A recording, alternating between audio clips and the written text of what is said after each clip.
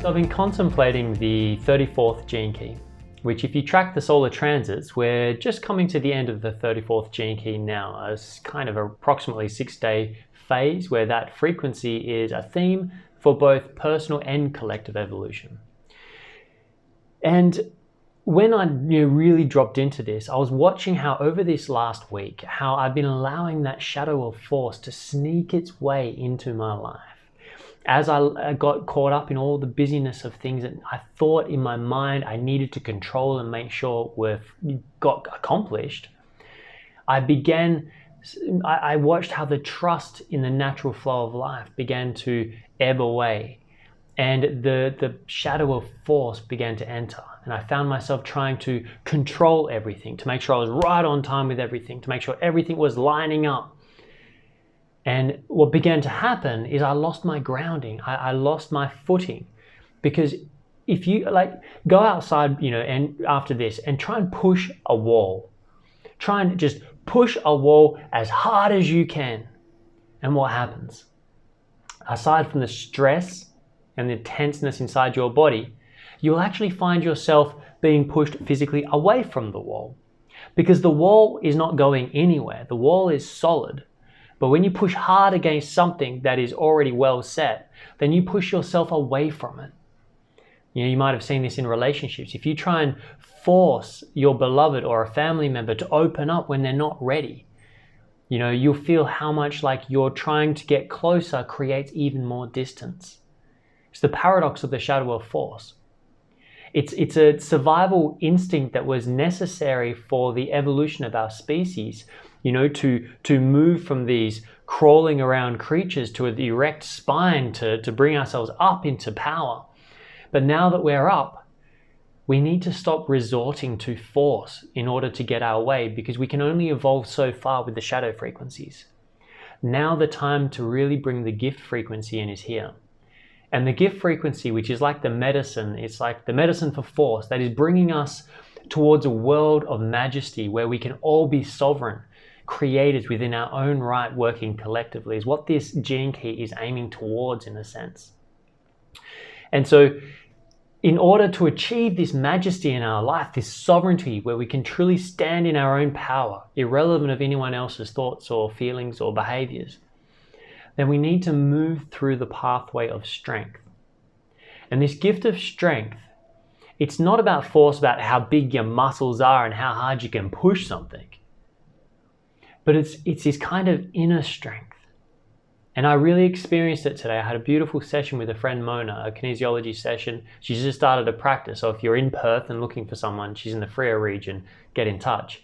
And she really helped me really tap in and drop in and recognize how that shadow nature of force was sneaking in underneath everything in my life the last week, and help me return back to that inner majesty and find my strength to just stand strong in myself and trust. And what I found was I was trying to move against time itself, the timing of things. I was trying to force an alignment of all these different pieces of the puzzle, feeling like I needed to make sure I didn't let things down, that I needed to have control so I could be, a grown-up in a sense, to make sure things worked the way they were meant to work.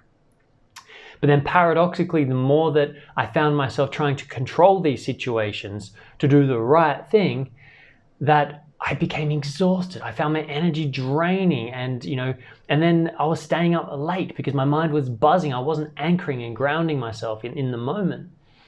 And when I had this session today, she really brought that back in, and I really connected to my inner strength and trust in the timing of things, in the synchronicity of life. That it's not up to me to decide when everyone else is ready. It's not up to me to decide when life itself is ready for what I have to bring to the world. What it is up to me is to constantly return back to me, to maintain my inner integrity, to ground myself, to really maintain a presence of lightness and joy, and to be willing to experience and be okay with whatever comes.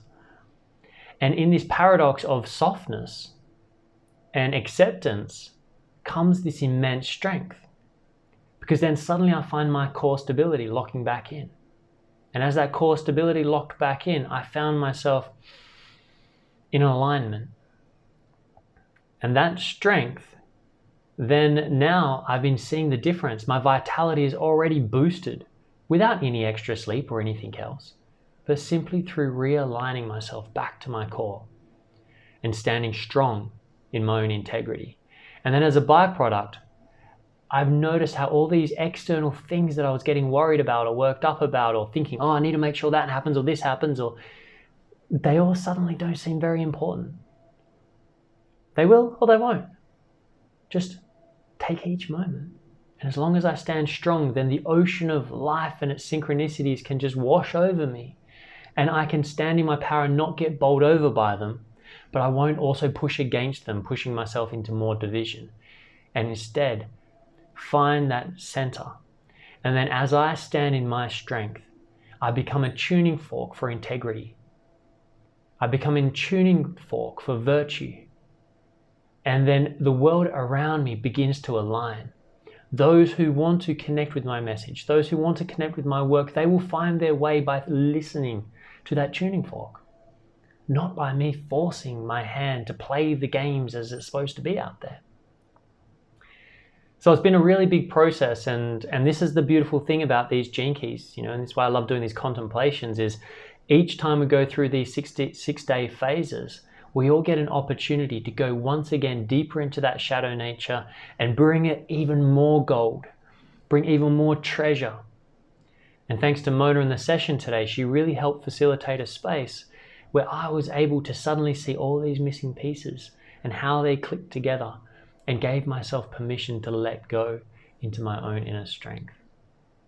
And so I put it forward to you to contemplate now, over these last few days, where have you seen yourself potentially using this frequency of force? Was it maybe force against yourself, force against others, force against life itself, forces against emotions, against thoughts? And where have you seen, even more importantly, where have you seen yourself strong? What does it mean to you to stand in strength and to be strong? What does it mean to be majestic? Can you even accept that? Could you dream of the idea of being majestic? And what does that mean? So there's just some thoughts and some contemplations in my ramblings for today. And I'll see you in a few days. I'll try and get the next video done a little bit earlier this time. All right, much love.